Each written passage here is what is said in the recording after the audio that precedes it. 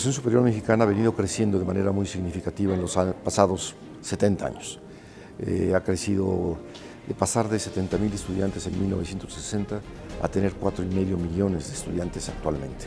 Entonces ha venido creciendo en una manera significativa, diversificándose, creciendo muchas instituciones públicas y privadas. Es muy satisfactorio lo que ha hecho, pero la Universidad Mexicana, la educación superior en general, se ha quedado rezagada de los cambios que están ocurriendo en el mundo en materia de transformación de la educación superior, en materia de posibilidades de llegar a más personas, en materia de tener nuevos medios para poder hacer las investigaciones, la educación misma, las enseñanzas y los aprendizajes más efectivos. Eso es lo que está pasando. Hemos tenido un crecimiento cuantitativo, pero no tenemos un crecimiento de carácter cualitativo similar al que han tenido o están teniendo otros países del mundo.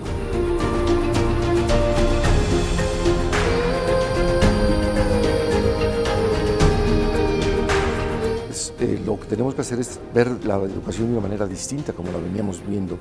La veníamos viendo como parte de un desarrollo disciplinario de compartimentos entre carreras, entre materias, y el mundo se está volviendo cada vez más transdisciplinario. No es que el mundo se esté volviendo, es que siempre ha sido así. Lo que pasa es que el avance del conocimiento no venía de la parte interdisciplinaria. Habíamos encontrado el camino del reduccionismo que nos permitía ver una parte y otra parte y otra parte, y cada una de las partes crecía de una manera significativa. Ahora la transdisciplina, la interdisciplina, los problemas en contextos reales son problemas que requieren una actividad de muchas disciplinas. En general son los problemas, la naturaleza no es disciplinaria ni la sociedad es disciplinaria. La organización del conocimiento es la que es disciplinaria. Entonces, primero que nada tenemos que cambiar eso. Tenemos que hacer ver que tenemos que lograr que los jóvenes no se especialicen de forma tan temprana, sino que adquieran más visiones y más posibilidades de desarrollo en la edad temprana. Y que luego vayan escogiendo el camino y vayan yendo de un lado a otro, de tal forma que puedan encontrar su carrera. Se nos olvida que la carrera es lo que uno hace en la vida, no lo que uno estudia. Los planes de estudios para iniciar la carrera. Y está visto que en la época actual las personas cambian de empleo mucho más frecuentemente, y además que las personas rara vez terminan trabajando, o mejor dicho, son pocos los que terminan trabajando en su disciplina, en su profesión.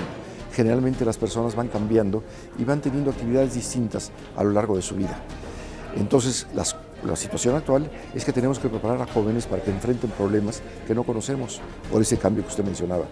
En lugar de estar exclusivamente dedicándonos a los problemas ya existentes y tratando que sean eruditos en problemas ya existentes, tenemos que darles herramientas para que enfrenten problemas que no conocemos, situaciones que no sabemos que están, situaciones que se van a venir, porque lo que sí sabemos es que esas cosas se están dando los cambios, se está dando la diversidad, se está dando el influjo de las tecnologías digitales que está cambiando las formas de trabajo en todo el mundo, no solo en México, sino en todo el mundo, y que tenemos que preparar a los jóvenes para que tengan esas herramientas y para que puedan enfrentarse ellos a condiciones completamente distintas que las que estamos viviendo.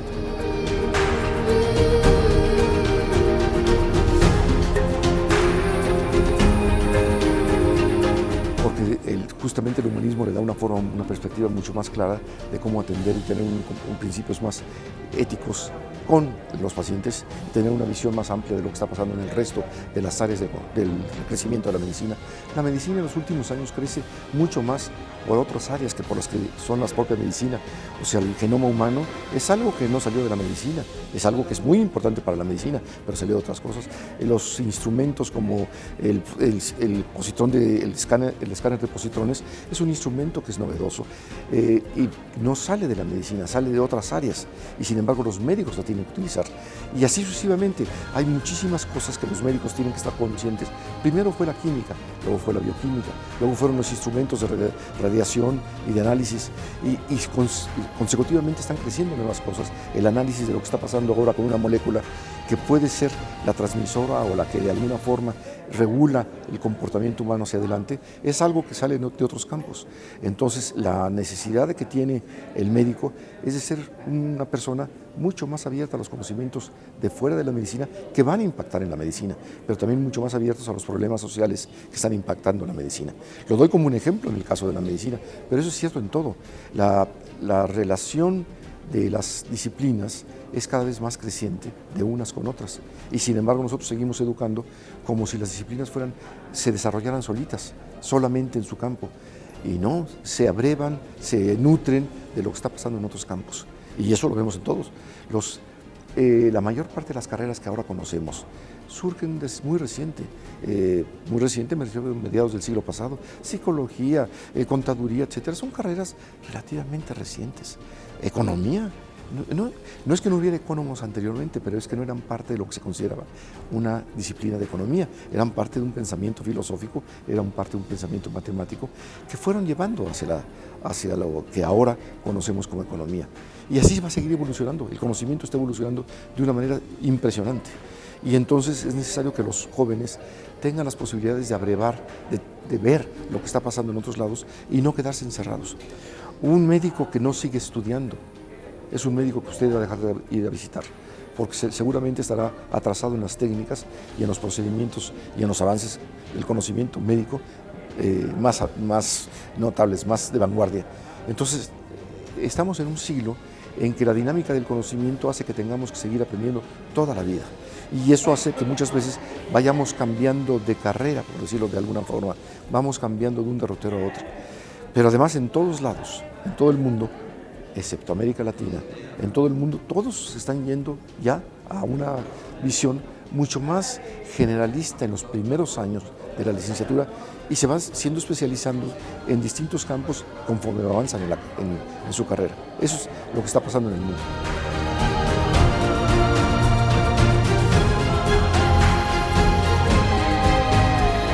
Creo que estamos hablando de dos cosas diferentes. Una es la percepción de los jóvenes de que no les va a servir algo. Y eso creo que es algo que es muy cierto y que tenemos que tomar en cuenta. Insistimos en enseñar, dar conocimientos a los jóvenes de cosas que seguramente no van a servir, cuando que les tenemos que dar herramientas para que puedan adquirir los conocimientos que sí van a necesitar. En otras palabras, estamos hablando de que ahora los jóvenes tienen que aprender a aprender mucho más que lo que hacían antes. Tenemos que darles herramientas que les permitan buscar la información, que les permitan encontrar dónde pueden aprender a aplicarla, que les permitan encontrar cuáles son las herramientas que nos rodean y cuáles son los métodos que se utilizan en esos lados. Pero si estamos enseñándoles cosas solamente del pasado, muchas materias del pasado, esencialmente no lo estamos preparando para el futuro. Tenemos que enseñarlos a enfocar a problemas, a atender problemas, tenemos que enseñarlos a buscar información, tenemos que enseñarlos a trabajar en equipo, tenemos que enseñarlos a tomar riesgos en ciertas cosas y a saber medir los riesgos. Tenemos que hacer que los hombres, las mujeres estén preparados para las cosas que vienen hacia adelante. Eso no quiere decir que desconozcamos a las disciplinas que existen y a los conocimientos que existen. Al contrario, quiere decir que hay que saber, que hay que encontrar cuál es la esencia del conocimiento médico que tenemos que transmitirles, cuáles son las prácticas del conocimiento médico que tenemos que darles para que las hagan. Pero lo que no quiere decir es que tengamos que ser eruditos de medicina. Eso está bien que sean los estudiosos de la medicina los que se vuelvan eruditos, pero los médicos tienen que irse muy rápidamente hacia la vanguardia y hacia los conocimientos que requieren para atender de la mejor manera posible a los jóvenes. Le doy un ejemplo. El Kenneth Keniston, un profesor emérito de MIT, decía que escribió un artículo hace ya unos 15 años, 20 años, era antes del 2000, o sea, en 1990 y tantos, que se llamó La muerte del algoritmo de la ingeniería. Y decía algo tan simple como lo siguiente: hemos preparado a los jóvenes ingenieros, estamos preparando a los jóvenes ingenieros como los veníamos preparando antes.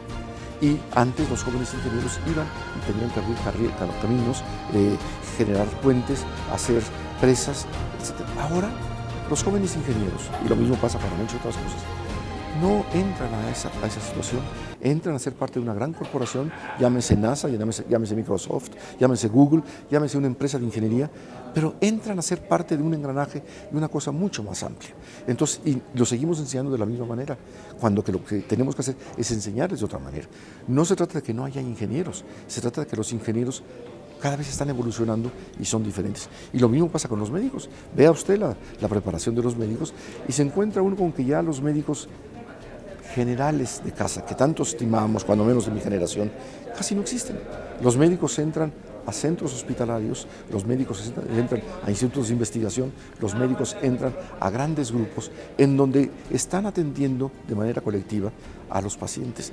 En otras palabras, cada uno de ellos está especializándose de ciertas cosas y hay otros muchos que entran en la medicina que no son ni siquiera médicos, que son ingenieros, que son técnicos, que de un tipo o de otro, que son químicos, que son analistas, de muy diversa naturaleza y que son parte ya de la medicina.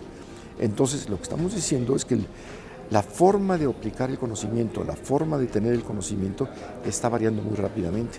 Y tanto en Estados Unidos como en el resto del mundo, un médico se forma después de un bachelor, después de una preparación disciplinaria más amplia. Y ya luego entran a la med school. A lo mejor algunos entran a pre-med o a pre-ingeniería, pero le estaba dando el ejemplo de MIT. Los jóvenes que entran a MIT pueden sacar un bachelor, o mejor dicho, primero tienen que sacar un bachelor, como si fueran en otro lado. Habrá más componentes de ingeniería en esa oferta que les hacen que en las que le hacen en otro bachelor, en otra carrera de 4 años. Pero la realidad es que aún allí, primero tienen que terminar un bachelor antes de poder entrar a hacer una habilitación profesional, antes de poder aprender lo necesario para tener un título profesional de ingeniero. Los ingenieros no se forman en los 4 años, los ingenieros se forman después de los 4 años. Y entonces esa idea, que no nada más es de Estados Unidos, esa idea es de Europa, es lo que llevó a Europa a cambiar del proceso, con el proceso de Bolonia, a pasar de la educación superior que tenían antes, y que en algunos casos era muy parecida a la que tenemos nosotros. Pero los 52 países europeos, algunos de los cuales nosotros no consideramos europeos, decidieron cambiar hacia un modelo mucho más parecido al canadiense, mucho más parecido al de Estados Unidos, mucho más parecido al de Australia, en que sucede esto: se preparan primero los jóvenes en un bachelor, en un programa de bachelor. Incluso Francia aceptó eso. Y mire que Francia es el país del bachillerato, y sin embargo aceptó que hubiera primero un ciclo de 4 años, 3 o 4 años, que se le llama bachelor, antes de entrar propiamente a la universidad. Entonces, en México y América Latina nos hemos quedado rezagados. Estamos quedándonos como un bastión de una educación europea que ya no existe. Ya en Europa no se enseña como enseñamos en México, se enseña de otra manera, porque se ha encontrado que es la forma más eficaz de producir gentes bien preparadas. Primero hay que prepararlos muy bien para que puedan realmente entrarle a los temas que luego van a querer, aquellos que quieran. Estados Unidos tiene más jóvenes que nosotros en educación superior. Ha de andar por el 90% de los jóvenes de edad están en educación superior. Pero eso no quiere decir que se tengan más jóvenes profesionales. Tienen más jóvenes que están estudiando un bachelor o un 2-year college o un 4-year college que los que tenemos en México. Pero para darle una idea, nosotros producimos más profesionales al año que Estados Unidos, pese a que tenemos una población 5 veces menor en educación superior que la de Estados Unidos. Profesionales, estoy entendiendo, con título profesional, producimos menos que Estados Unidos, digo, más que Estados Unidos, y somos un país 5 veces menor en población universitaria, 2 veces y media menor en población total.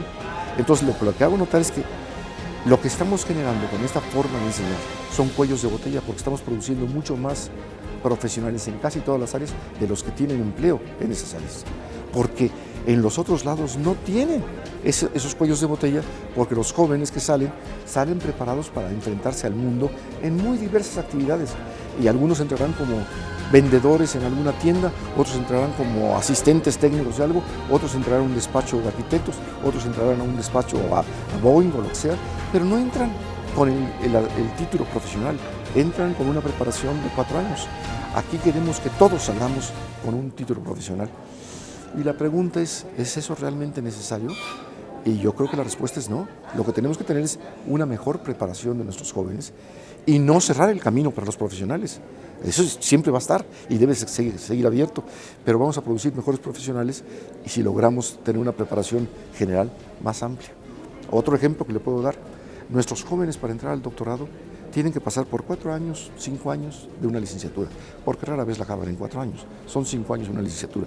Luego hacen 2 o 3 años de maestría, son 8 años, y luego entran al doctorado. Los que entran al doctorado están como los médicos cuando están saliendo de la residencia, ya están cansados de estudiar y todavía tienen que estudiar una especialidad. Entonces, no podemos producir suficientes jóvenes que entren a las maestrías y doctorados porque nuestro sistema es muy riguroso y muy largo. Los metemos en caminos en que no pueden entrar a otra cosa hasta que no terminan. Entonces nos metemos por carreteras que a lo mejor luego que no quieren esa carretera, quieren cambiar, porque es muy natural, con la dinámica del conocimiento y como ellos están aprendiendo, es muy natural que quieran cambiar hacia otras cosas, que se den cuenta que realmente de la medicina lo que les gustaba, pues estoy inventando, lo que les gustaba es realmente el aspecto social de la medicina o el aspecto administrativo de la medicina. Y ahora ya hay especialistas obviamente, en medicina social, en administración de hospitales, y ya no sean médicos, tuvieron una preparación al inicio, una preparación en medicina, pero no son médicos, y hay muchos médicos que se dedican a la investigación y muchos médicos que se dedican a otras cosas. Entonces tenemos que darles a los jóvenes una buena preparación y permitirles un camino más flexible para que puedan encontrar en lo que realmente van a ser ellos exitosos y formarlos en eso, y entonces que tengan títulos profesionales en esas áreas. Pero no estamos deteniendo que los médicos puedan llegar a ser médicos. No, el camino que está siguiendo la Universidad de Chihuahua es un camino que permite, al igual que en otras carreras, que el camino que los que quieran seguir por siendo médicos van a seguir siendo en la carrera de medicina, pero permite que aquellos que por X razón decidan que no, puedan optar por otras carreras o otros programas de estudio sin tener que desperdiciar lo que ya tuvieron anteriormente. Entonces los programas de estudio dan una mayor flexibilidad, pero no impiden que los jóvenes que quieran seguir por los campos tradicionales van a seguir. No se ha cambiado todavía ningún plan de estudios. Los planes de estudio que existen son los mismos que estaban registrados ante la Secretaría de Educación Pública. No, la universidad todavía no va a cambiar planes de estudio. Está cambiando la forma de que los jóvenes se pasan por los años previos a los primeros años de la carrera para llegar a esos derroteros que quieren ellos encontrar.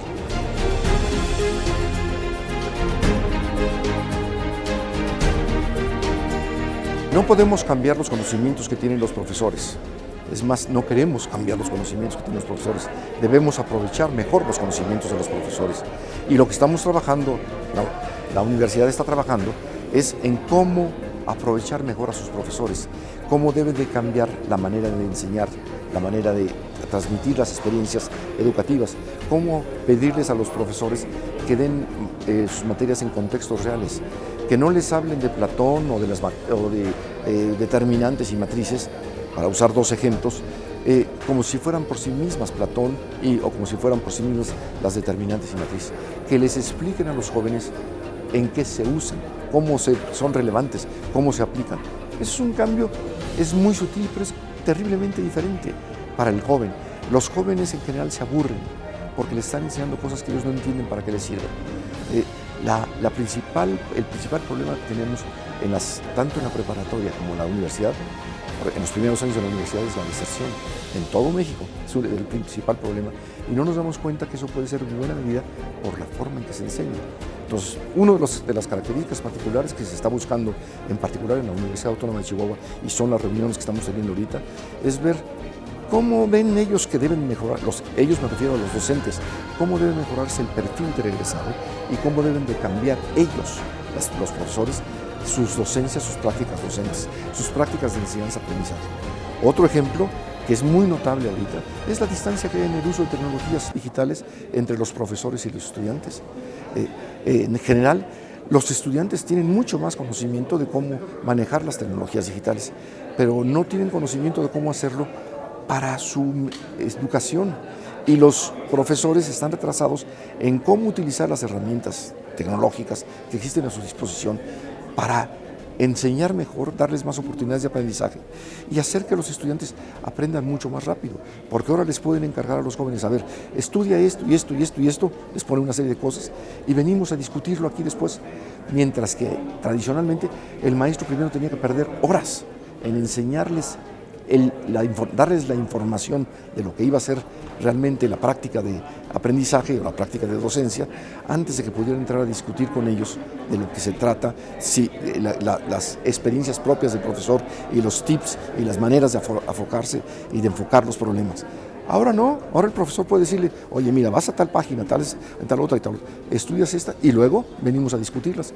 Entonces, es una forma de avanzar el conocimiento mucho más rápidamente que la que teníamos en nuestras épocas, o la que tenemos todavía en algunas clases, en que el maestro sigue dictando, cuando que ahora hay 20,000 libros, 20,000 lugares donde puede uno ver la información que quiere dar el maestro y por autores muy diferentes, algunos de ellos contradictorios, y entonces el joven puede llegar a discutir con el maestro sus conocimientos, los nuevos conocimientos, y no perder el tiempo, perdón que lo diga de esa manera, sentado en una silla, escuchando a un profesor exponer durante una hora, y de las cuales 5 o 10 minutos son los que atiende el estudiante, el resto se pone a pensar en las musarañas o en la novia o en lo que sea, porque lo que realmente le capta la atención son cosas muy pequeñas en general.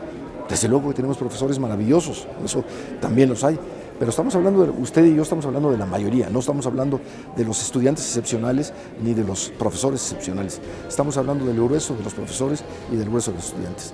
Y lo que queremos es que haya profesores mucho más efectivos y estudiantes mucho más ávidos de aprender y mucho más capaces de aprender. Una tercera cosa es, que de estos dos que le he mencionado, la tercera es, generalmente los jóvenes salen sabiendo, pero muy pocos de ellos salen sabiendo hacer. Y sin embargo no quiere decir que no sepan hacer cosas, pero no les hemos hecho evidente lo que saben hacer. A mí me ha tocado, lo decía ayer, entrevistar a muchos jóvenes, porque ya he pasado por muchos puestos y muchos años, me ha tocado entrevistar a los jóvenes. Y les pregunto, cuando llegan a buscar un trabajo, ¿qué sabes hacer? Y la respuesta que hacen los jóvenes, pues yo soy químico, o soy abogado, o yo soy contador, y le digo, no, eso es, ya sé qué es lo que estudiaste, ya sé qué estudiaste, dime qué sabes hacer, porque yo necesito a alguien para resolver un problema, no necesito a alguien para que se ponga a estudiar, necesito a alguien que sepa un problema. Y eso a los jóvenes les cuesta mucho trabajo hacer. No les hemos enseñado a descubrir qué competencias tienen, además de qué conocimientos tienen. Entonces es importante que los maestros, los profesores, cambien esa actitud, que se den cuenta que ellos son poseedores de una experiencia extraordinaria y que la parte de los conocimientos es la menos importante de lo que tienen que dar. La información sobre lo que van a estudiar los jóvenes está en libros y están en cintas y están videos y están muchas cosas. Lo que tienen ellos que orientar a los jóvenes es qué leer, qué estudiar, qué analizar y luego qué aprendieron de eso y cómo lo van a aplicar. Y entonces lo que se está buscando es justamente con este tipo de ejercicios es aprovechar la experiencia de los propios profesores para transformar los procesos de enseñanza-aprendizaje, para que sea de una manera diferente a lo que le vienen haciendo. No venimos a... El rector no nos pidió, y nosotros podemos hacer eso, a sustituir a los profesores. Al contrario, venimos a descansar en los profesores. Si usted ve la dinámica que estamos siguiendo, lo que estamos haciendo es exprimiéndoles a los profesores sus conocimientos, pero para que ellos mismos los transformen después de otra manera. Ese es el papel que estamos haciendo, es un papel de mediadores, que tenemos cierta experiencia en trabajar con grupos y sacar las mejores prácticas de esos grupos para sobre de ellas crecer. De nada sirve un plan, un proyecto que sale de fuera si la comunidad no lo entiende y no lo quiere. Entonces lo que estamos queriendo hacer es, nos pide el señor rector, él tiene una visión muy clara de qué es lo que quiere hacer, quiere cómo cambiar a la universidad y nos pide que le ayudemos a que eso se vuelva una realidad. Y nosotros lo que estamos haciendo es, y con su venia, con la autorización del rector, es, pero lo vamos a hacer con los propios universitarios, porque de otra forma no puede ser. Entonces, eso es lo que estamos trabajando y las experiencias que tenemos hasta el momento, sí, si hay algunas cosas que pueden ser una resistencia o algunas molestias, pero son mínimas.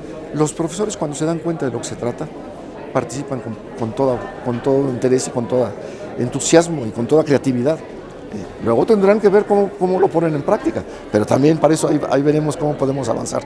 Pero sí, si usted me pregunta cuál es la principal tendencia de la educación superior en el mundo, yo le diría es el énfasis en los aprendizajes en lugar de las enseñanzas.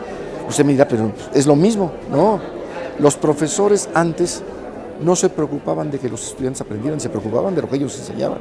Y entonces daban magníficas clases, pero si aprendían o no aprendían los alumnos, les tenía sin cuidado. Vamos, no era su responsabilidad. Ahora se le dice, no, si tú eres un buen profesor, tienes que lograr que los alumnos aprendan. Y todos, no nada más los nerds o los aplicaditos, no, tienes que aprender todos, que todos aprendan de sus clases. Y eso es un cambio cultural fuertísimo que se está dando en el mundo, de que el centro de la enseñanza son los estudiantes. Parecería que eso siempre lo hemos sabido, pero nuestra actitud siempre era más bien de que voy a tener un profesor a todo dar, extraordinario, por sus conocimientos, pero no nos preocupaba mucho su capacidad de enseñar.